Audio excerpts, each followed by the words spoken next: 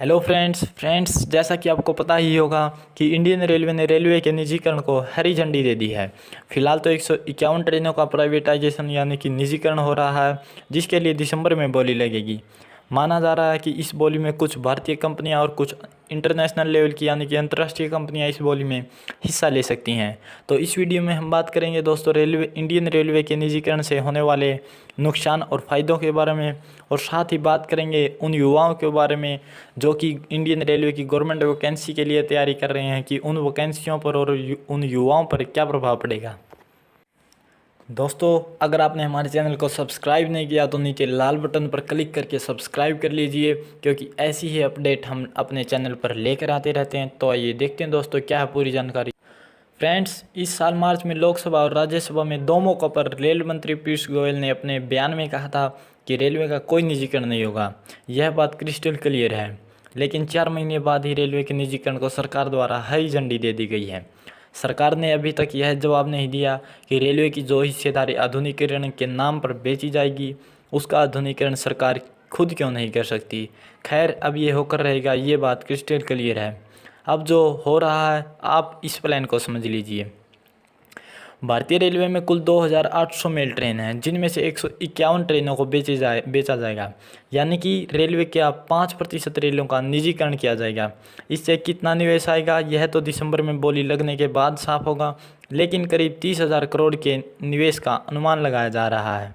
सभी 151 ट्रेनों की अधिकतम स्पीड 160 किलोमीटर प्रति घंटा होगी और इनका रनिंग टाइम राजधानी जैसा होगा। सभी ट्रेनों में 16 कोच होंगे और सभी में एसी लगा होगा। बात करें दोस्तों बोली में प्रमुख दावेदार की, तो इसमें 3 भारतीय कंपनियां और 2 विदेशी कंपनियां हैं, जिसमें से भारतीय कंपनियां अडानी, टाटा और इज़ेल हैं। और अगर विदेशी कंपनियों की बात करें तो मैक्वेरी और बॉम्बरीडर कंपनियां इसकी प्रमुख दावेदार हैं। दोस्तों, एक बात तो ज़रूर है कि रेलवे के प्राइवेटाइजेशन से आपको सुविधा तो अच्छी मिलने की ज़रूर उम्मीद की जा सकती है, लेकिन रेलवे में कुछ पदों पर प्राइवेट भर्ती की जा सकती है, जिससे युवाओं को नुकसान हो सकता है। अगर सुविधाओं की बात करें तो मैंने तेजस ट्रेन की वो वीडियो देखी थी जिसका निजीकरण किया था। उसमें आपको काफ़ी अच्छी सुविधा दी गई है, जैसे हर सीट पर एलईडी लाइट है, हर सीट पर एलईडी स्क्रीन है जो आपको स्टेशन की जानकारी देगी। हर जगह स्पीकर होंगे, आपको अच्छी सुविधा इसमें दी गई है। और साथ ही इंडियन रेलवे के अधिकारियों ने भी निजीकरण के फायदों को बताते हुए कहा है कि इससे आधुनिक तकनीक को बढ़ाने के लिए और मेंटेनेंस में कमी के लिए रेलवे का निजीकरण किया जा रहा है, और साथ ही जो ट्रेनें लेट हो जाती हैं उनको रोकने के लिए और रेलवे में और अधिक जॉब प्रोवाइड करने के लिए रेलवे का निजीकरण किया जा रहा है। और साथ ही कहा है कि इसमें रेलवे के निजीकरण होने के बाद यात्रियों की सेफ्टी बढ़ाने पर भी खास ध्यान दिया जाएगा। रेलवे के निजीकरण के लिए रेलवे द्वारा 30,000 करोड़ का निवेश करने की योजना है। और साथ ही रेलवे ने कहा है कि रेलों का निजीकरण मेक इन इंडिया प्रोग्राम के तहत किया जाएगा। इन ट्रेनों को इस प्रकार से डिज़ाइन किया जाएगा कि इनकी स्पीड 160 किलोमीटर पर आवर तक जा सकेगी, जिससे कि यात्रियों के समय की बचत होगी।